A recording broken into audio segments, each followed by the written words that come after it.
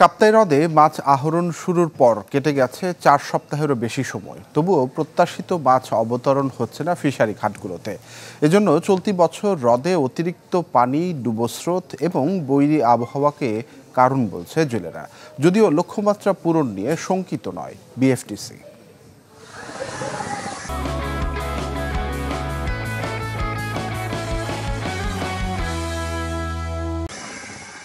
প্রায় 4 মাস বন্ধ থাকার পর গেল 1 সেপ্টেম্বর থেকে শুরু হয় কাপ্তাই হ্রদে মৎস্য আহরণ, কিন্তু প্রথম দিন থেকেই প্রত্যাশিত মাছ ধরা পড়ছে না জেলেদের জালে। ফলে অবতরণ কেন্দ্রগুলোতে মাছের পরিমাণও গেল বছরের তুলনায় কম। এতে রাজস্ব আদায় হচ্ছে না আশানুরূপ।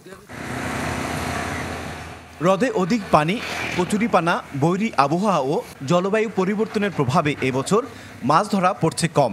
শুরু থেকে জালে মাছ কম ধরা পড়ায় কষ্টে পড়েছেন জেলেরা। অন্যান্য বছর তো মাছ শুরুতে ভালো পরিমাণে মাছ পাই, মোটামুটি বেতন পড়ে। এবারে তো শুরু থেকে মাছ তেমন একটা বেশি পড়তেছে না। পানি অতিরিক্ত বাইরে গেছে, আর কচুরিপানা বেশি, জাল মারতে পারি না তেমন। সকালবেলা মারলে বিকেলবেলা মারতে পারি না। 5টা থেকে নামছে পর্যন্ত 1 গ্রাম মাছ ভালো করে ধরতে পারি নাই। তবে ভিন্ন মত ব্যবসায়ীদের, বরং মাছ কম ধরা পড়ায় ভালো দাম পাচ্ছেন বলে দাবি তাদের। আগে 168 গ্রাম মাছ হয়েছে, এখন সর্বোচ্চ মাছ হয়েছে আমার 60 গ্রাম। এটা আমাদের জন্য বাজারজাত করার জন্য অনেক সুবিধা। আমরা আশাবাদী উপরওয়ালা যদি সহায় থাকে, বৃষ্টি বাদল এবং আবহাওয়ার পরিস্থিতি একটু ভালো হলে মাছ এবং বেশি ধরা পড়বে বলে আমরা আশা করি। তবে মাছের অবতরণ কম হলেও লক্ষ্যমাত্রা অর্জন নিয়ে শঙ্কার কারণ দেখছেন না বিএফডিসির এই কর্মকর্তা। আমরা আশাবাদী মাছ যখন লেকের পানির পরিমাণটা কিছুটা কমে যাবে, এই মাছ ধরার পরিমাণও তত ওইভাবেই বৃদ্ধি পাবে এবং আমাদের আশাবাদ যে আমাদের যে লক্ষ্যমাত্রা আছে সেটা আমরা খুব ভালোভাবে অর্জন করতে সক্ষম।